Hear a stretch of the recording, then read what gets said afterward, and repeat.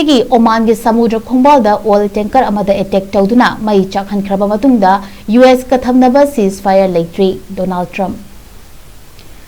Strait of Hormuz Iran gi Maikeidagi thau puba jahaz amada attack chathaduna Mei Chakhankhiba thodok adugi matung leibak aduga US ka thamnaramba ceasefire adu LEITRE adubu wari sanabagi lambeldi hangduna leiri haina President Donald Trump na phongdokre.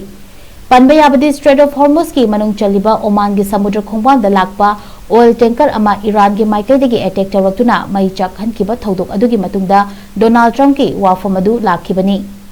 Iran ki state television na phongdorakpada liquefied natural gas puba tanker adu warning kaya pirabasu thawai waibodena adumak lambel makhata na chatkhiba aduda attack tawrakhibani. Adubu Iran gi Maikeidagi attack adu makhoina atamna jathabani haibagi claim di tawrakhi. LNG puba jahaz adu Mei Chakhiba adu danatana atopa jahaz ani amasu asoka panangki adubu mi sopagi paudi LEITRE asopa jahaz sing adu makhoigi lambel da adu mak chatkhi haina United Kingdom Maritime Trade Operation Center gi Maikeidagi phongdorakli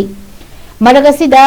Qatar gi Foreign Ministry gi wangang loi Mazil Al Ansarina phongdorakpada International Navigation amasung Global Energy Security gi mayukta leibak adu gi tanker ama oriba